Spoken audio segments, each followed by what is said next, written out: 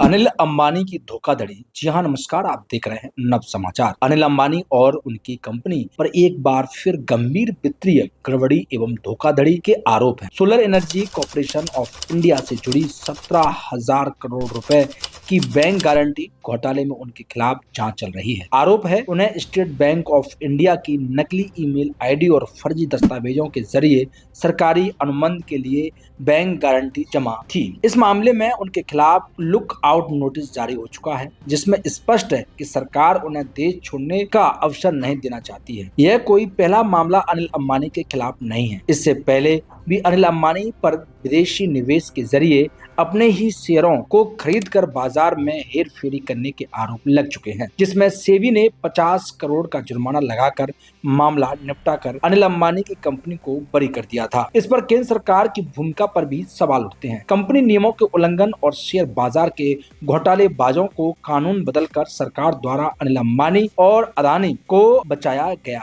Rafale deal में Hindustan aeronautics जैसी अनुभवी सरकारी कंपनी को दरकिनार कर अनिल अंबानी की अनुभवहीन कंपनी को सरकार हस्तक्षेप से ठेका मिला, जो सरकार के बड़े बड़े उद्योगपति और कारोबारियों के साथ मिली भगत के उजागर करता है। अनिल अंबानी की कंपनी ने इस तरह की धोखाधड़ी की है, उससे स्पष्ट है कि भारत में क्रोनी कैपिटलिज्म किस हद तक बढ़ चुका है, जहां चुनिंदा उद्योगपतियों को बचाने के लिए सरकारों की नीति, कानून, संस्थाएं और जांच एजेंसी को झुकना पड़ता है। सरकार और संस्थाओं को बड़े बड़े उद्योगपति और कारोबारी ही उपकृत कर पाते हैं, जिनके कारण सरकार उनके सामने समय समय पर झुकती रहती है।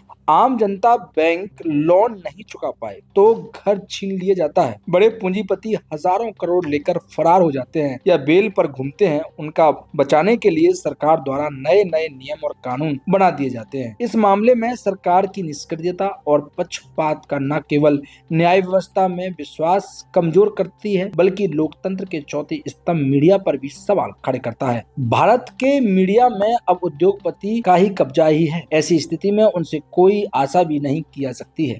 मेन स्ट्रीम का मीडिया इन मामलों पर मौन साध लेता है। आज जरूरत है इस बात की ऐसे मामलों में निष्पक्ष और कठोर कार्रवाई हो। भारत में जो दोहरे कानून और नियम सरकार द्वारा तैयार किए जा रहे हैं, उससे आम लोगों का भरोसा अब न्याय व्यवस्था से भी उठने लगा है। सरकार द्वारा बनाए जा रहे नियम कानून को लेकर भी आम जनता के मन में गुस्सा दिखने लगा है। सरकार को सभी के लिए एक से नियम कानून बनाने होंगे, जिसमें लोगों का कानून और नियम पर विश्वास बना रहे, देश की वित्तीय प्रणाली पर जनता का भरोसा बना रहे। अनिल अंबानी जैसे प्रभावशाली लोग कानून से ऊपर नहीं है। भारत के बैंकों और शेयर बाजार में आम निवेशकों का पैसा लगा होता है, जो नियम और मध्यम वर्ग के होते हैं, वही बार बार लूटते हैं। यह स्थिति ठीक नहीं है। हर्षद मेहता से बड़ा घोटाला अनिल अंबानी और अन्य उद्योगपतियों द्वारा बड़े पैमाने पर शेयर बाजार में किया जा रहा है। इस मामले में कई राष्ट्रीय और अंतर्राष्ट्रीय रिपोर्ट भी आई है, जो समय समय पर दबा दी गई है। सरकारों की मिलीभगत होने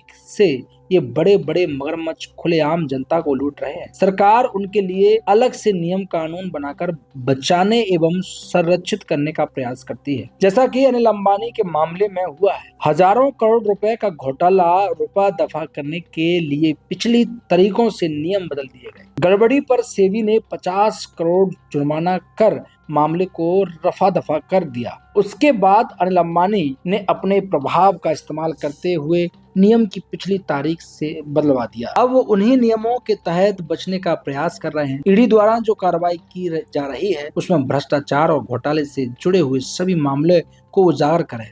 यदि ऐसा नहीं हुआ तो आम जनता का विश्वास उठते देर नहीं लगेगी। नए भारत की जो परिकल्पना और सपना दिखाया गया है, वो तभी सार्थक होगा जब क्रोनी पूंजीपति जो पिछले 11 वर्षों में भारत में बढ़ा है, उससे रोका जाए। पूंजीपति देश की आम जनता के गन्ने की तरह चूस रहे हैं।